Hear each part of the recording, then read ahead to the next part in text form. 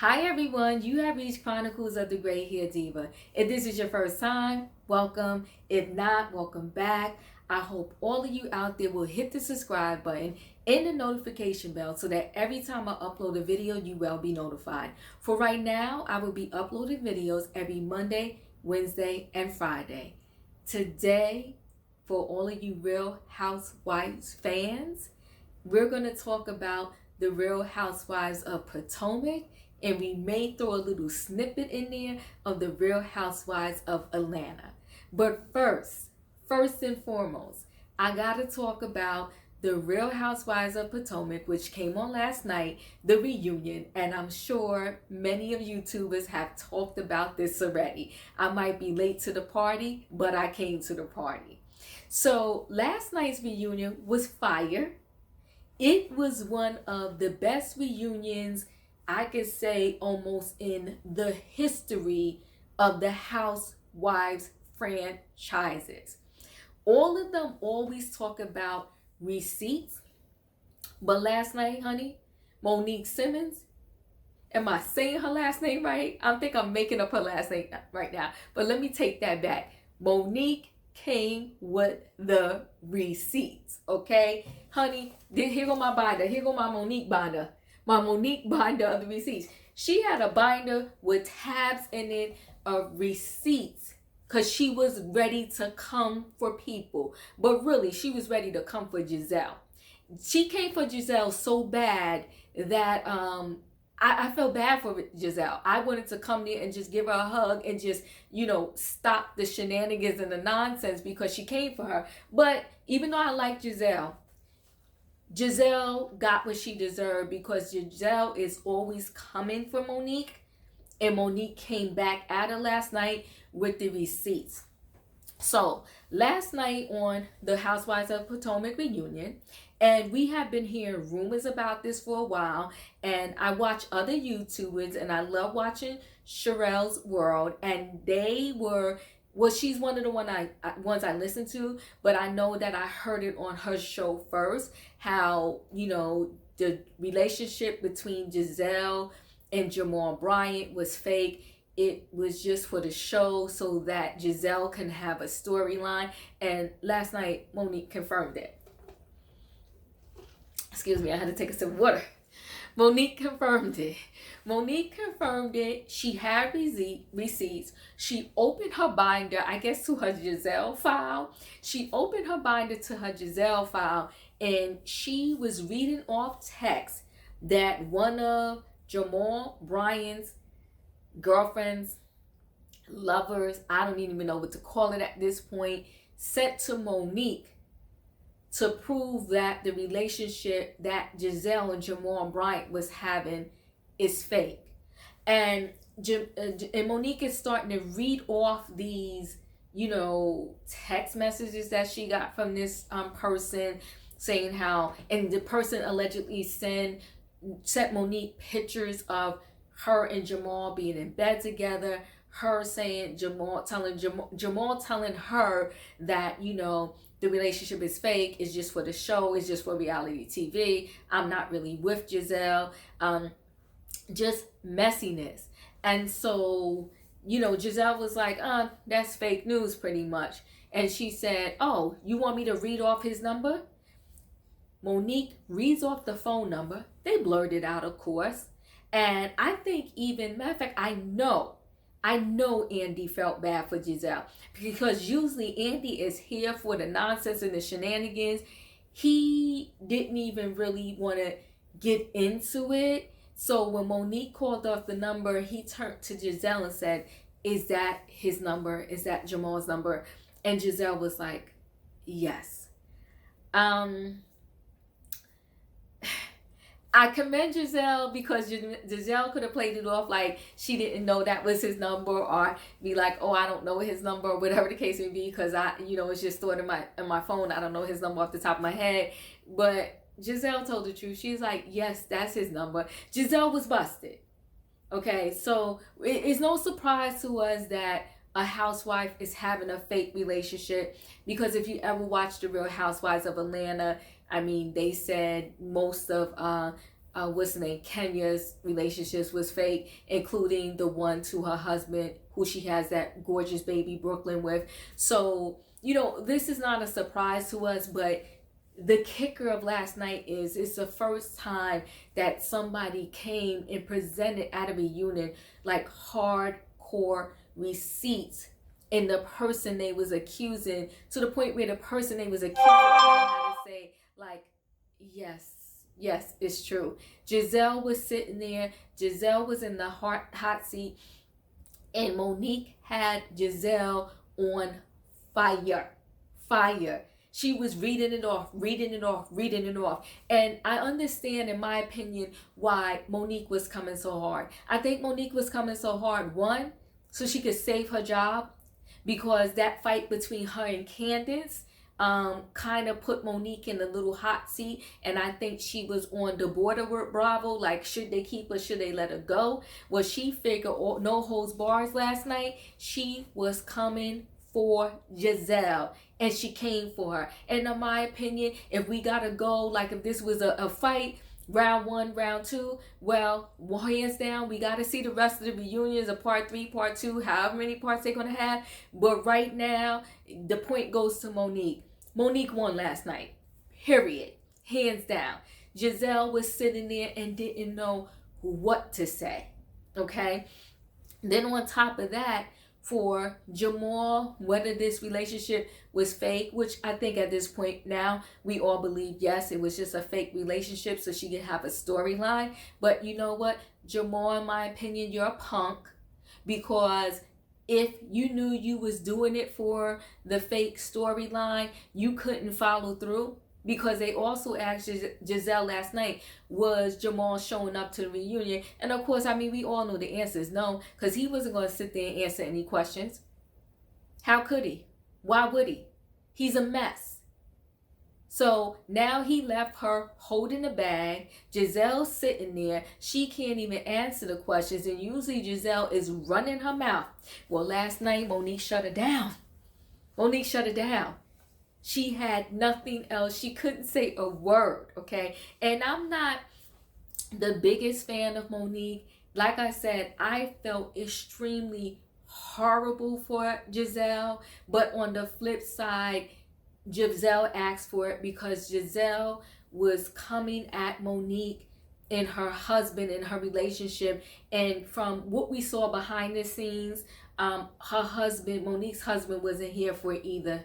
Monique's husband was pissed about it too, because during the season, they tried to accuse Monique of having an affair with her trainer, and that her youngest baby was not her husband's, it was the trainer's baby. And do I think that was wrong? I'm going to say 100% yes. Some of you, I don't know, but a long time ago, there was a movie called Scarface. Not sure how many people are really familiar with that movie, but it was a gangster movie. But they have a covenant line in this movie. Al Pacino was one of the main actors. And one of his covenant lines was, and even though he was a gangster, they shot people, they killed people, all kinds of gangster stuff happened in that movie.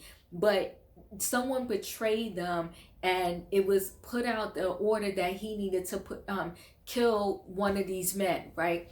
And when they went to kill him, in the car was the man's wife and his kids. And Al Pacino would not do the hit because he said, no woman, no children.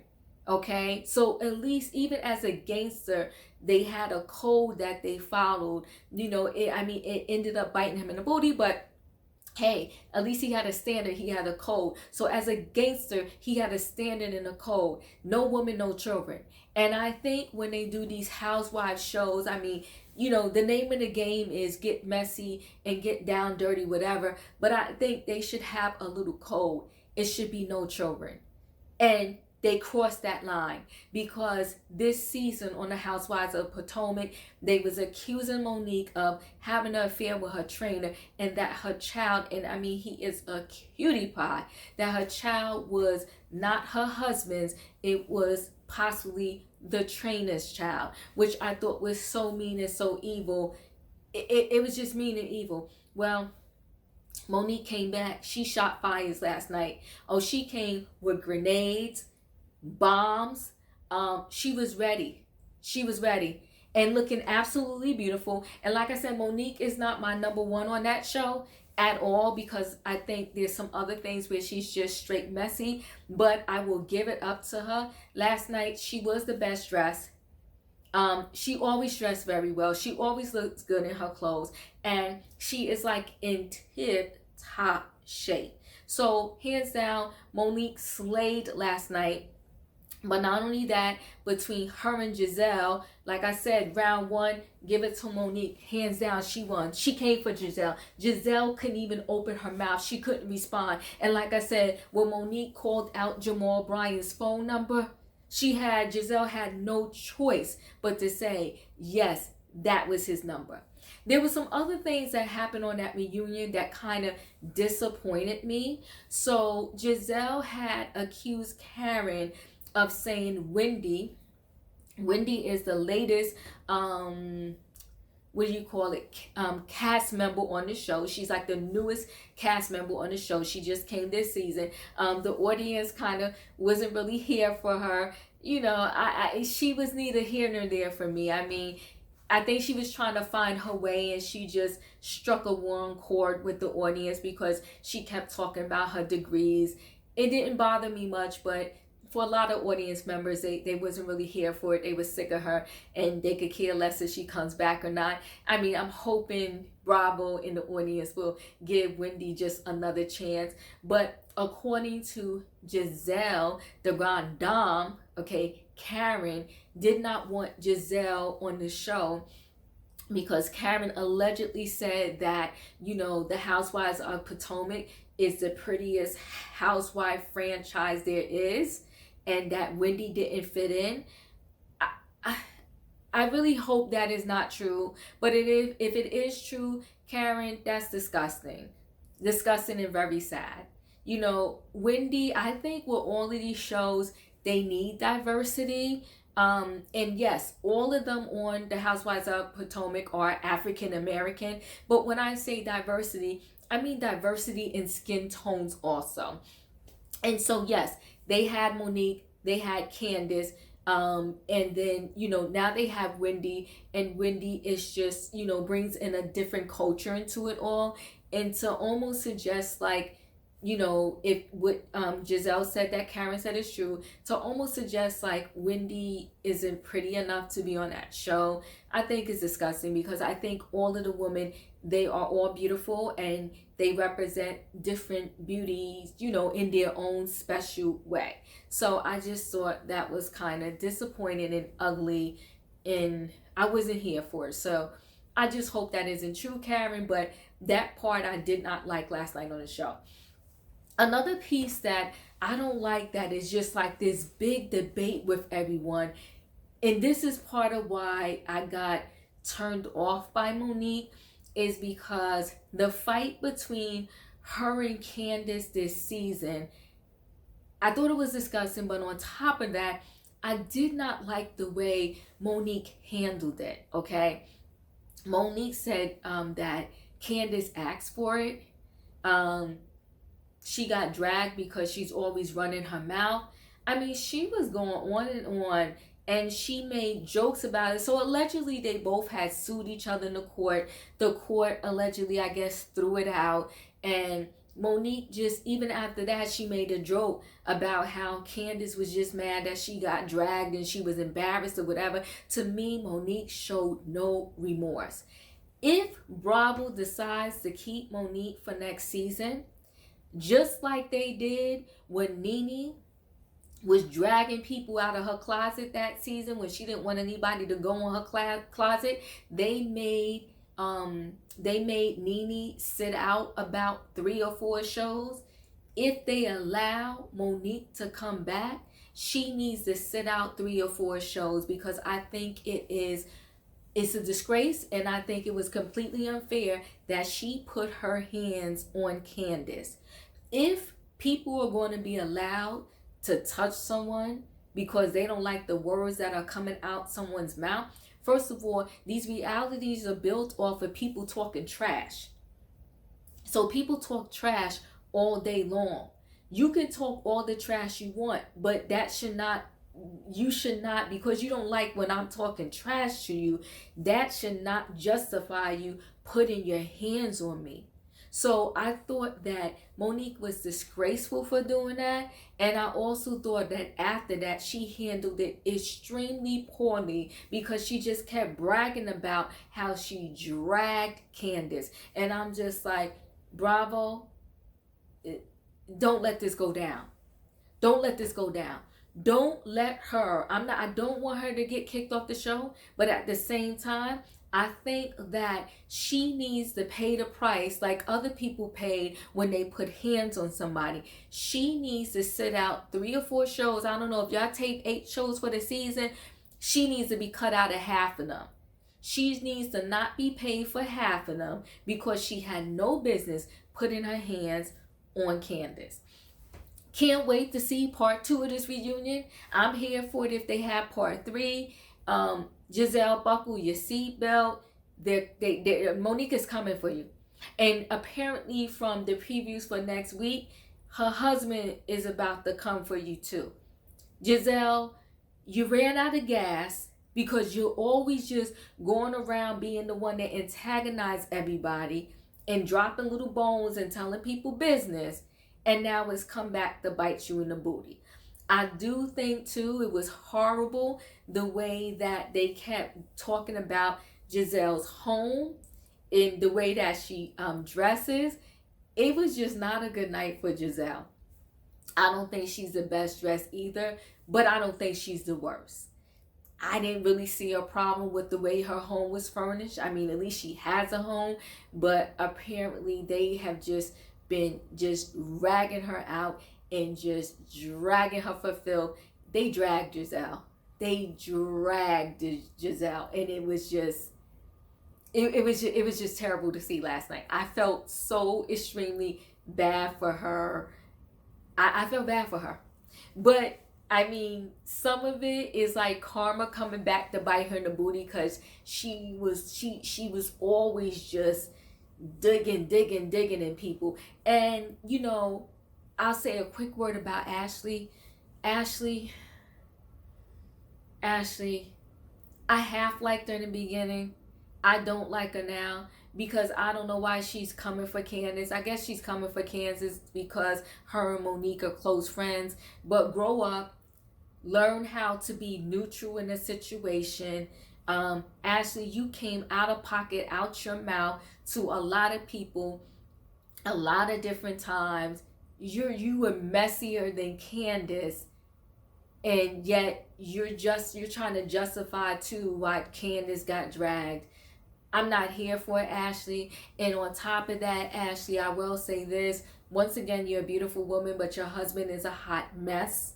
We don't want to talk about your husband because that last show, whatever happened between him and Robin's fiance, ex-husband, something ain't right between them two right there. That's a whole nother situation, but hopefully maybe reunion part 2, we can get more information on what's really going on in that particular situation. And then finally, I'll end with this. The Real Housewives of Atlanta. They're doing horrible without Nene, in my opinion. The new girls, I could care less here, there, or anywhere.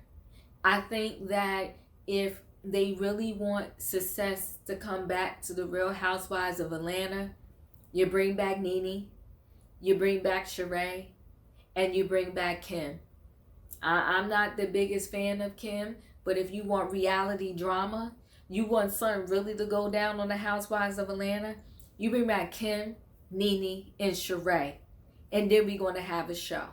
I think Kenya, Candy, all of them, I don't know what happened. I can't say that y'all were the ones responsible for maybe pushing Nene out.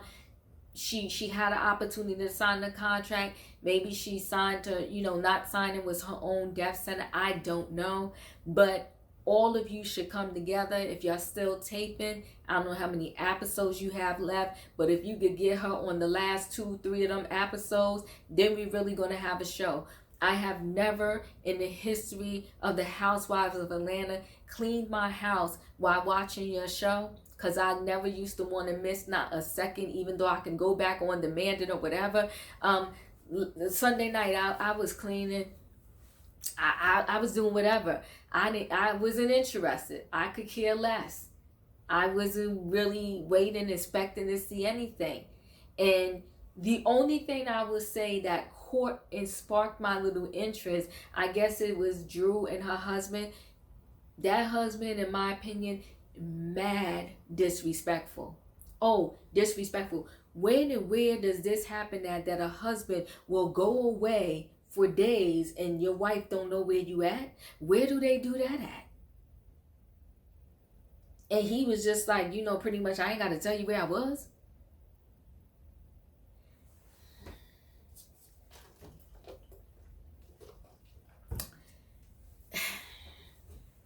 I was like, girl, your husband on your screen telling you he don't have to tell you where he was at.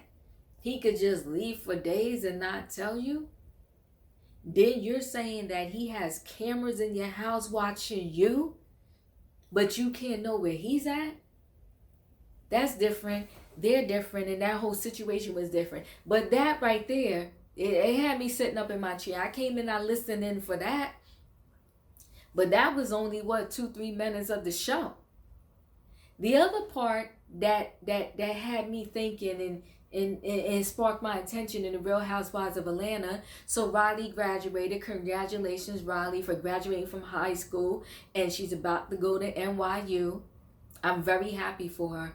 But what really got to me was her mom, when she came home from graduation, gave her flowers. She said, I wish it was money. Todd pulls out of his pocket this wad of money and gave it to Riley for her graduation. I don't even really have a problem with that. That's not where my problem is. That was nice. Hey, give her a graduation present. That's your daughter, so forth and so on. I mean, like I said, I know it's his stepdaughter, but I really don't like those words. So that's his daughter. But my problem is when his daughter's birthday, if you're a fan of the show, go back, hit the rewind button. It was his daughter's birthday, I believe, and Candy wanted to give the daughter money, and Todd was like, no, because she didn't earn it, didn't deserve it, or something like that. So Todd, you got to check yourself. I got a little emotional about that. So Riley graduated from high school. You can give her a wad of money. It was a wad of money. I don't even know how much money was there. He gave her a wad of money. But when your daughter's birthday or whatever, she couldn't get no cash? I thought that was messy, Todd. And maybe guys, I'm wrong. You tell me how you feel. Hit the rewind button. Go back to that scene where Candy wanted to give his daughter, which is their daughter, money for her birthday. And Todd was like, no, because kids got to earn it. I don't want her to be spoiled. He went through all of that. But now Riley graduates from high school and bam, here go a wad of money. Why your daughter couldn't get the same? Anyway, listen guys, I hope you liked my assessment of the Real Housewives of Potomac reunion. You can leave me a message in the comments and my little end tag with the Real Housewives of Atlanta. Listen, they may have me for another episode or two, but I don't know how long I'm gonna hang in there because I'm so not interested. Right now, I'm hitting the snooze button on. I'm just snoozing. The best scene from this past Sunday was with Drew and her husband. But like I said, that husband is messy, messy, and messy, messy. Telling your wife you don't need to know where I was. You were gone for days. And Todd is messy too. You could give one daughter a wad of money, but the other one doesn't deserve it. She needs to earn her money. Let's treat everybody equal, Todd. But anyway, listen, guys. Thank you for listening. I'm glad and hope, I'm grateful and glad if you stayed to the end of my video. Hit like, hit share, subscribe to my channel, and hit that notification bell. Stay safe, hug your friends, stay connected during these pandemic times, and come back because I will be uploading videos every Monday, Wednesday, and Friday. Talk soon. Bye.